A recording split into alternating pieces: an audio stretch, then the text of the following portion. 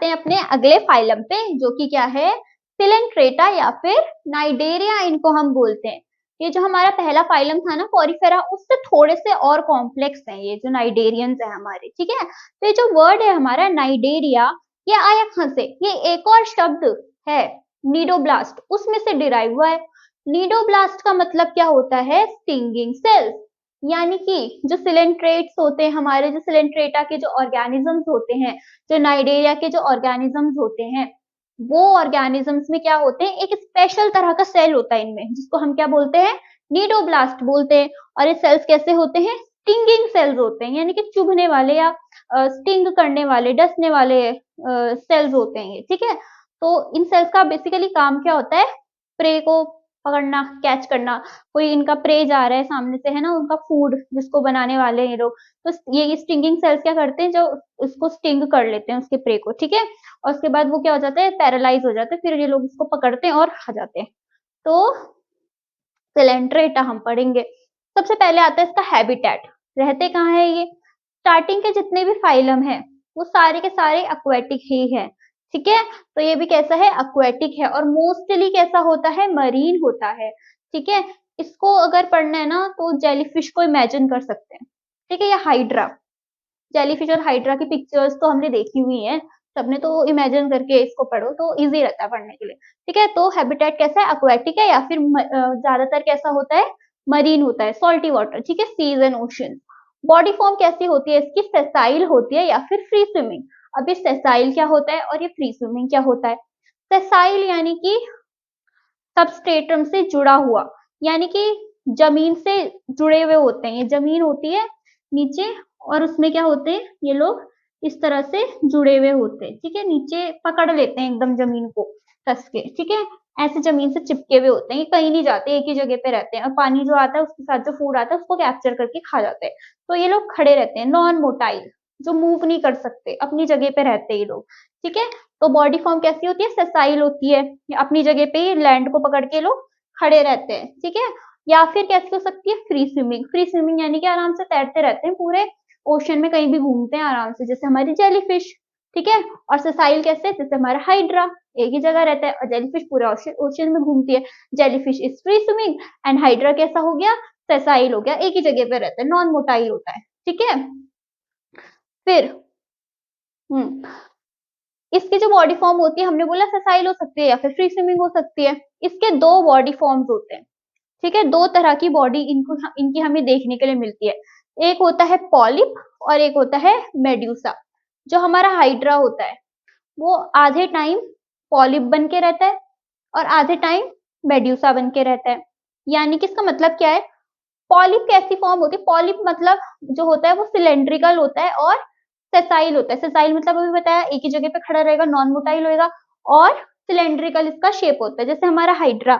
ये देखो ऐसा कुछ हमारा हाइड्रा होगा, ठीक है, ऐसे या फिर ऐसे बना देते इसको, इस तरह से हमारा हाइड्रा होता है, एक ही जगह पर खड़ा रहता है वो, ठीक है। इसके पास टेंटिकल्स भी होते हैं इस तरह से, प्यारे प्यारे से।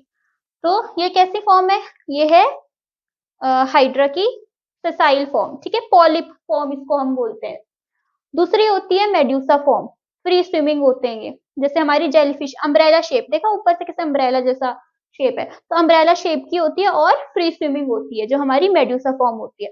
तो हम ये देख रहे हैं ये कैसी फॉर्म है, ऑरिलिया मेड्यूसा फॉर्म है किसकी, जेलीफिश, ठीक है। अम्ब्रेला शेप्ड होती है और फ्री स्विमिंग होती है, पूरे ओशन में घूमती रहती है। दूसरा जो हमारी हमको पिक्चर दी एनसीईआरटी में, ऐसी वाली दी है, ये कैसा है, एडेम्सिया। एडेम्सिया की दी है, पॉलिप फॉर्म है ये, ठीक है, यानी कि सेसाइल होती है और सिलेंड्रिकल होती है। अब देखो ये जो होती है ना, ये क्या दिखाती है, ऑल्ट्रेशन ऑफ जेनरेशन दिखाती है। यानी कि ये जो है हमारा पॉलिप, ये ही बाद में इसमें एसेक्सुअल रिप्रोडक्शन होगा, और ये क्या बना देगा बाद में, फ्री स्विमिंग फॉर्म बनाएगा या मेड्यूसा बनाएगा, ठीक है। इसमें एसेक्सुअल रिप्रोडक्शन होती है, और उस एसेक्सुअल रिप्रोडक्शन में से कौन कौन बनता है, मेड्यूसा फॉर्म बनती है, free swimming umbrella shaped form बन जाती है। फिर ये जो मेड्यूसा है, मेड्यूसा में क्या होता है, मेड्यूसा में सेक्सुअल रिप्रोडक्शन होगी, और उस सेक्सुअल रिप्रोडक्शन से गैमीट्स बनेंगे, गैमीट से सेल्स डिवाइड होंगे, फिर एक स्ट्रक्चर बनेगा जो कि ऐसा पॉलिप फॉर्म होगी, ठीक है। तो क्या होता है, ऑल्ट्रेशन ऑफ जनरेशन बोलते हैं इसको, यानी कि मेड्यूसा से पॉलिप बनेगा, पॉलिप से फिर मेड्यूसा बनेगा, मेड्यूसा से पॉलिप, पॉलिप से मेड्यूसा बनता है। ठीक है, तो इसके दो बॉडी फॉर्म्स होते हैं, कौन से, पॉलिप और मेड्यूसा। पॉलिप कौन सी फॉर्म होती है, सिलेंड्रिकल फॉर्म होती है, सेसाइल होती है, यानी कि नॉन मोटाइल, हिलती नहीं अपनी जगह से। फिर ये जो पॉलिप होता है इसमें एसेक्सुअल रिप्रोडक्शन होता है, ऑल्ट्रेशन ऑफ जनरेशन जो होती है, और इसमें से क्या बनता है, इसमें से बनता है एसेक्सुअल रिप्रोडक्शन से मेड्यूसा बनता है। और मेड्यूसा कैसा होता है, फ्री स्विमिंग होता है, पूरे ओशन में चक्कर लगाता है आराम से, और कैसे शेप का होता है, अम्ब्रेला शेप का होता है। फिर इस मेड्यूसा में क्या होता है, सेक्सुअल रिप्रोडक्शन होती है, और वो सेक्सुअल रिप्रोडक्शन से जाइगोट बनता है, और जाइगोट से फिर क्या बनता है, पॉलिप बनता है। ठीक है, तो ये क्या होता है, जो चक्कर होता रहता है ना, इसको क्या बोलते हैं, ऑल्ट्रेशन ऑफ जेनरेशन बोलते हैं। ठीक है, फिर आते हैं इसकी सिमिट्री पे। सिमिट्री कैसी होती है इसकी, रेडियल।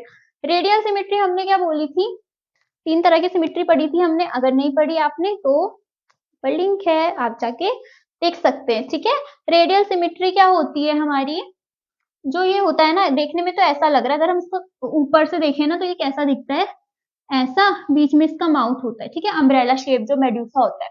रेडियल सिमिट्री क्या होती है, हम इसको कैसे भी काटें ये एक ही जैसा दिखेगा, तो ये कुछ ऐसा गोल सा होता है, और इसको ऐसे काटो, ऐसे काटो, ऐसे काटो, ऐसे काटो, कैसे भी काट लो, ये इसका सारे पीस एक जैसे ही दिखने वाले हैं हमको, है ना।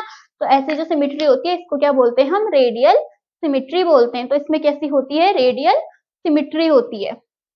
बॉडी ऑर्गेनाइजेशन इसका कैसा होता है, टिश्यू लेवल पे होता है, यानी कि इनमें सेल्स जुड़ जुड़ के क्या बनाते हैं, टिश्यूज बनाते हैं, और फिर ये टिश्यूज अपना अपना फंक्शन करते हैं। ठीक है, इनमें टिश्यूज ऑर्गन्स नहीं बनाते हैं, इसमें ऑर्गन्स नहीं होते हैं नाइडेरिया में, केवल और केवल क्या होते हैं, टिश्यूज होते हैं। जो पॉरीफेरा था उसमें क्या था, सेल्स थे, ये थोड़ा डेवलप हुआ, इसमें क्या बने, टिश्यूज बने हैं। ठीक है,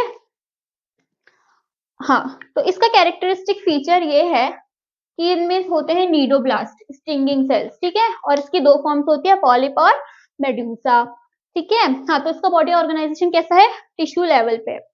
जर्म लेयर इसकी कैसी होती है, डिप्लोब्लास्टिक होती है, यानी कि जब इसका एम्ब्रियो बन रहा होता है, डेवलप होता है, ठीक है, तो उसके डेवलपमेंट के लिए क्या होते हैं, जो सेल्स होते हैं 2 लेयर्स में अरेंज होते हैं, एक होता है हमारा एंडोडर्म, एक होता है हमारा एक्टोडर्म, और बीच में एक पतली सी एक और लेयर होती है जिसको हम क्या बोलते हैं, मीजोग्ली। ठीक है, तो ऐसी जो हमारी संरचना बनती है एम्ब्रियो के डेवलपमेंट के लिए, इसको हम क्या बोलते हैं, डिप्लोब्लास्टिक, जिसमें 2 लेयर्स बनती है, एक्टोडर्म और एंडोडर्म। ठीक है, इसको हम क्या बोलते हैं, कहाँ है, डिप्लोब्लास्टिक बोलते हैं। ठीक है, तो इसमें क्या होता है, ये कैसी होती है, इसकी जर्म लेयर डिप्लोब्लास्टिक होती है। फिर बॉडी इसकी कैसी होती है, इसमें सेंट्रल गैस्ट्रोवेस्कुलर कैविटी देखने के लिए मिलती है, यानी कि इसके बीच में क्या होता है, एक थोड़ा खाली जगह होगी, इसके ये देख लो ना, यहाँ पे इस तरह से होगा, ये अंदर है ना, तो यहाँ खाली जगह होती है, तो गैस्ट्रोवेस्कुलर कैविटी इसको हम बोलते हैं। ठीक है, यानी कि डाइजेशन वाइजेशन होना है यहाँ अंदर जाकर के। तो सेंट्रल गैस्ट्रोवेस्कुलर कैविटी होती है यहाँ पे। ठीक है, कैविटी मतलब बताया ना, खाली जगह, और गैस्ट्रो जो शब्द आ जाता है ना, वो बेसिकली स्टमक हो जाता है, हम बोलते हैं ना गैस्ट्रिक प्रॉब्लम्स हो रही हैं, यानी कि पेटों में प्रॉब्लम्स। ठीक है, तो गैस्ट्रोवेस्कुलर कैविटी इसमें होती है with a single opening mouth, इसमें केवल सिंगल ओपनिंग होती है, यानी कि ब्लाइंड सैक सिस्टम हम जिसको बोलते हैं, हाँ, ब्लाइंड सैक है इसमें। ठीक है, ब्लाइंड सैक क्या होती है, जिसमें केवल एक ही ओपनिंग हो, जैसे हम में है 2 ओपनिंग होती है, माउथ और एनस, है ना, लेकिन इनमें एनस नहीं होता, इनमें केवल माउथ होता है। ये जो है यहाँ पे, दिस इज माउथ, और ये है इसका माउथ मेड्यूसा फॉर्म में। ठीक है, तो माउथ से ही चीजें अंदर आती है, गैस्ट्रोवेस्कुलर कैविटी में जाती है, यहाँ पे डाइजेशन होता है, और उसके बाद इसी माउथ में से जो हमारा वेस्ट है वो बाहर निकल जाता है। तो इसमें सिंगल कैविटी होती है, जिसको हम क्या बोलते हैं, माउथ बोलते हैं। ठीक है, और जो माउथ होता है वो कहाँ पे होता है, हाइपोस्टोम में होता है। हाइपोस्टोम क्या होता है, हम यहाँ पे अगर इसको बड़ा सा बनाऊं मैं, इस तरह से ये, ठीक है, तो ये तो इसका माउथ है, ये माउथ है, इसके चारों तरफ ये जो है ना, ये दिस इज हाइपोस्टोम। ठीक है।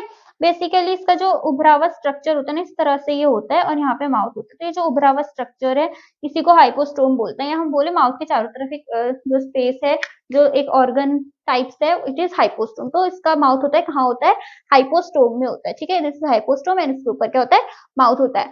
फिर इसका देखते हैं हम डाइजेशन। इसमें डाइजेशन कैसा होता है, एक्स्ट्रा सेलुलर भी हो सकता है, इंट्रा सेलुलर भी हो सकता है। इंट्रासेलुलर जो डाइजेशन है वो हमने पॉरीफेरा में भी पढ़ा।